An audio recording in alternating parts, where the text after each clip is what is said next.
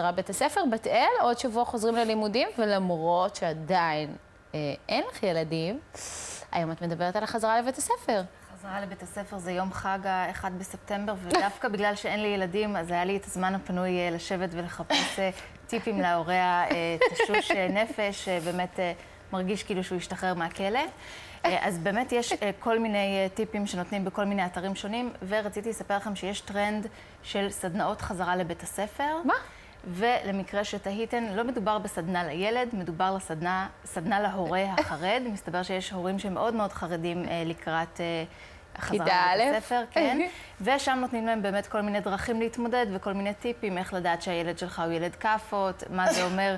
אתה נותן לילד שלך לצייר ציור איך היה בבית ספר, הוא מצלם את עצמו בתנוחת רייש עם השרת, כל מיני דברים כאלה, אתה רואה דברים לא נכונים או לא מתאימים, שתוכל באמת לדעת באמת מה קרה. יש עכשיו אפליקציה חדשה לפלאפון, מסתבר, לאייפון ולבלקברי, יש כאלה שחושבים שסתם קונים את זה לדבר בטלפון, יש אפליקציה חדשה להורה חרד, שפשוט אתה יכול ללחוץ על כפתור, ותוך שנייה זה מתחבר לאיזשהו מוקד הבטחה, מגיע קושי עצום שיגן על הילד הקטן שלכם מפני מי שמאיים עליו. כן, האמת שזה בטח לא קושי, זה ודאי רוסי קטן, מופנם, צנוע, שהילד לא יצא שום דבר מזה, אבל יש אפליקציה כזאת שבאמת הילד יכול להיות מובטח במשך 24 שעות ביממה, רק תקראו לו והוא מגיע מאבטח. וואו. כן.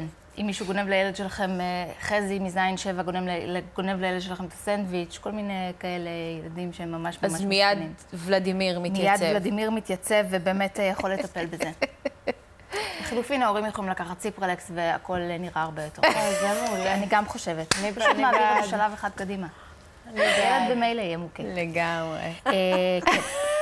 עצה נוספת, אהבת את הציפרלקס? אני חושבת שזה פשוט הכי פרקטי. לא, אהבתי את הילד ממילא יהיה מוכה. יש לי תחושה שזה מה שיקרה, מניסיון אישי. באמת? אבא שלי, לפני שהתחילה כיתה א', לימד אותי איך לבעוט כאן, כי זה הכי כואב בעולם. זה נכון. אוי, זה מעולה. זה גם מצוין. למדתי את זה רק בגיל 25, אבל זה הכי כואב לבעוט כאן, זה נכון ממש. רגע, עד אז קיבלת בעיטות שם? המון. המון? המון. יואו. כן. למה? אני אתחיל לבכות. כי הייתי מהזן הזה שלא הייתה לו את האפליקציה בטלפון, ובאמת היה לנו שיעור, היה נורא. נורא. זו תקופה איומה. אוקיי, סליחה שקטעתי אותך. תקופה איומה. ואפרופו תקופה איומה, יש גם כל מיני טיפים בנושא כל מיני סמלי סטטוס ומיתוגים, שבאמת מאוד ממליצים שכל המרצ'נדייז ומוצרי הפופ לבית ספר, שיקנו יחד עם הילד בהתאמה. אז באמת, אפרופו החוויה האיומה, לי באופן אישי שלחו אותי לכיתה א' עם שקית סנדוויץ' עם ניילון כזאת, עם עיפרון בפנים ומחדד. לא בגלל עוני, לא הייתי מקופחת, אבל אמא שלי באמת חשבה שזה נחמד, שלכולם היה את כל באמת הקלמרים המגניבים האלה, עם המגנטים, הרובוטריקים, זה נלחץ, זה יוצא מפה, תיק מודן כזה, גב קשיח, לא היה לי. אז הם באמת ממליצים מאוד שהילד... ממש. אני פעם הבאה קונה לך קלמר. אני יותר מאשמח. המגנטים הזה של הברבי. כן, לגמרי. עם החכים, עם הכל. כן, כן, שאת לוחצת וזה נשלף פתאום. אל תדאגי. אז זה בדיוק העניין שהילדים היו מאוד מאוד מאוכזבים, ולכן מומלץ לערב אותם. אם באמת הילד שלכם רוצה קלמר ממותג של שר שיין פיין החתיך, או מחברת של קרין מקריזו, גם לתת לו, וגם חלילה לא לעשות את הטעות של לתת לו את המרצ'נדייז של האח הגדול, שפתאום הוא לא יחשב ללא מעודכן, דווקא ללכת עם שר פיין כזה, או כל מיני קלמרים של דובי גל, לא המקרה. תנו לו לבחור בעצמו. כן. כשאת היית גדולה מדי, אבל היה פעם לכולם יום הנוער של איתו אבירם. נכון. שכולם נורא אהבו אותו, יעל ואני וכאלה. של מי? איתו אבירם. הוא היה אליל נוער, תקראי עליו. היא לא, צריכה להיכנס לספרי ההיסטוריה. קטן, קטן. אז היום אני יכולה להגיד לכם שקראתי אתמול שיש יום הנוער של משה פרץ. די, נו. שמקבלים את זה בערכה, יחד עם פוסטר ומיטב הלעיתים.